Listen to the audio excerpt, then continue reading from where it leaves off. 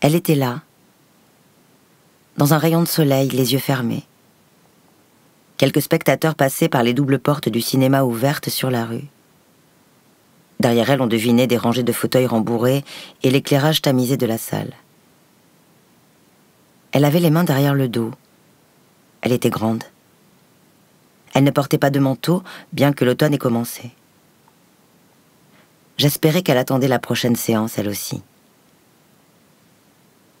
Le cinéma est toujours là, mais les tickets ne sont plus imprimés sur des rouleaux de papier, avec des dentelures en haut et en bas, et avec la dame du guichet qui les déchirait avant de les pousser sous la vitre. Je n'ai vu l'inconnu nulle part lorsque j'ai trouvé ma place. Peu après, les lumières se sont éteintes. Derrière les plis transparents du rideau se tenaient 3 jeunes femmes de profil, vêtues d'une veste d'uniforme rouge et d'une mini-jupe. L'une après l'autre, elles ont levé leurs trompettes pour entonner l'air des publicités de Dance Réclame Film.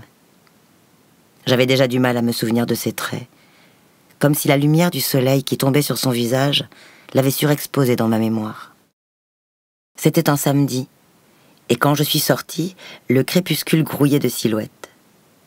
Ma vie ne faisait encore que commencer, et aujourd'hui je n'ai plus qu'une vision floue du jeune homme que j'étais jadis, par-delà toutes ces années. Il s'est peut-être rendu à la gare d'Österport pour prendre le train de banlieue vers Svanmeulen, mais il a peut-être aussi décidé de continuer à pied.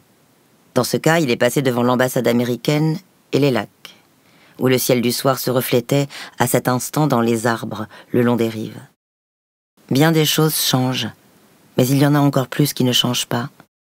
Trianglen, la place au bout d'Österbrogade, le kiosque ovale avec la publicité du journal BT sur le toit de cuivre bombé.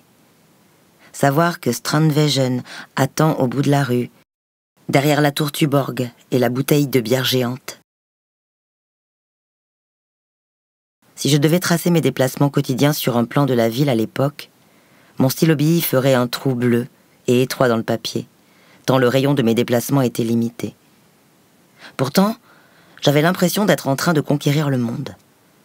J'habitais un studio au rez-de-chaussée qui donnait sur la voie de chemin de fer, près de la gare Svanmeulen. Les stores étaient presque toujours baissés. Une ligne de bus avait son terminus au bord du trottoir et les passagers pouvaient voir chez moi lorsqu'ils attendaient que le chauffeur démarre le moteur. Un samedi d'automne, j'ai probablement dormi jusqu'au petit matin. J'entendais le ronronnement du diesel du bus de l'autre côté du rideau et en arrière-plan, les notes prolongées des cornes de brume des bateaux sur l'Øresund. Parfois, je descendais jusqu'au port de plaisance. Le brouillard dissipait toutes les distances et désintégrait même le colosse de briques qu'était la centrale thermique de Svanmøl. Derrière le mur de brume se trouvait la Suède, la mer Baltique, la Lituanie, l'Union soviétique. Dans le vide gris-blanc, la menace se faisait étrangement plus présente, comme si les rampes de lancement des missiles balistiques à moyenne portée se trouvaient juste derrière l'épais voile de vapeur d'eau.